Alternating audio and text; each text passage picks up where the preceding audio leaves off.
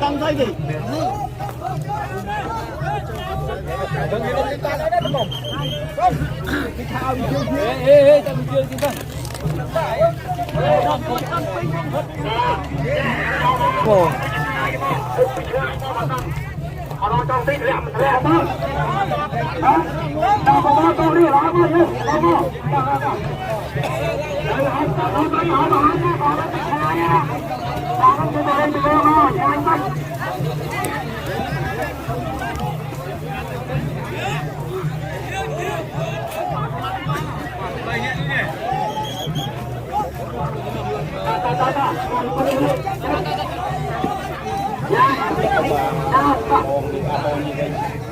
Rồi mà anh không tha chúa tay nó ai biết cũng sẽ có chết tập tâm lúc tập đi mắt thì anh ngọt ngon vậy ngon tầng quay to luôn ghê ai không trong áo trong sông quên là vui cái này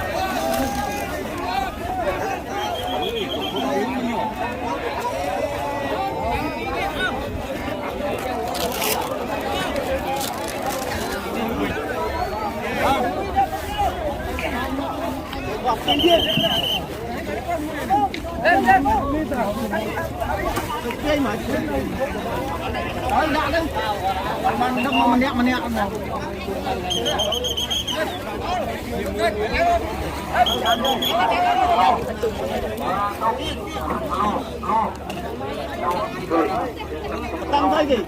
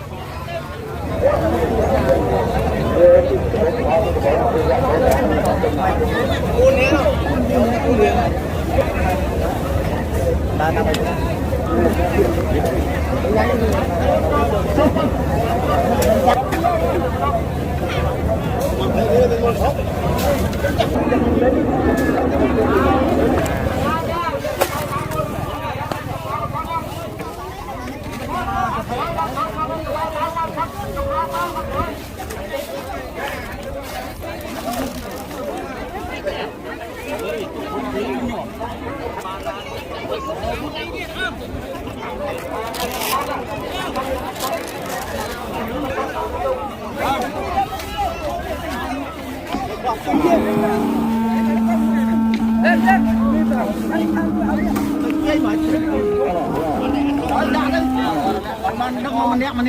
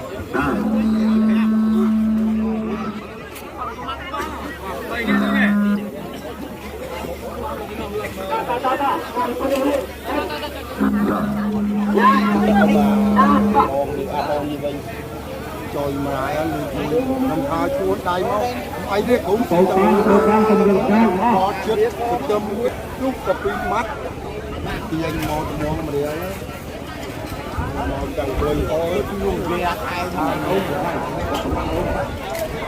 không áo trắng không quên là quên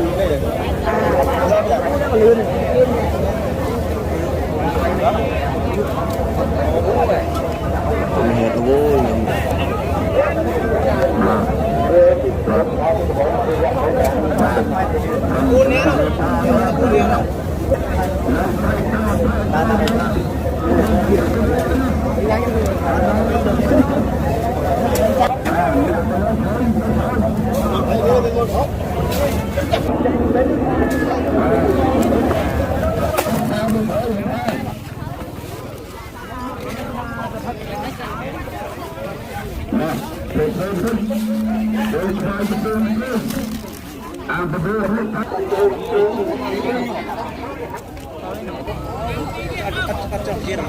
có tê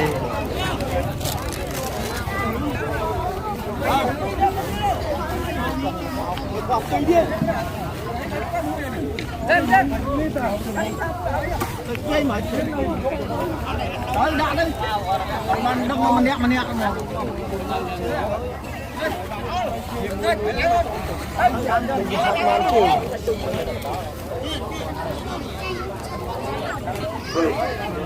Tâm thôi gì? Hãy subscribe cho kênh Ghiền Mì Gõ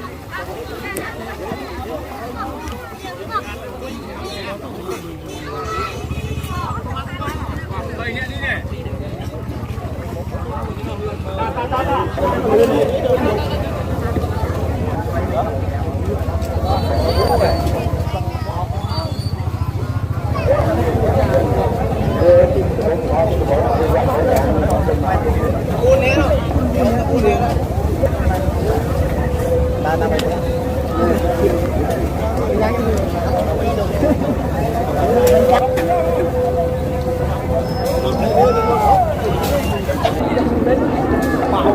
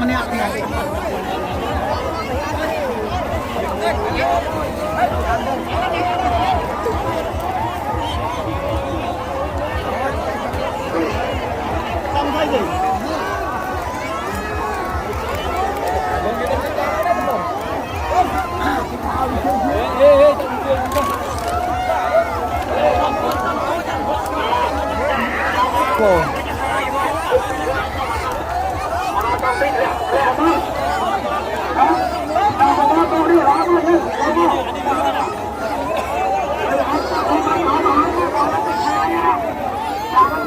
dẫn.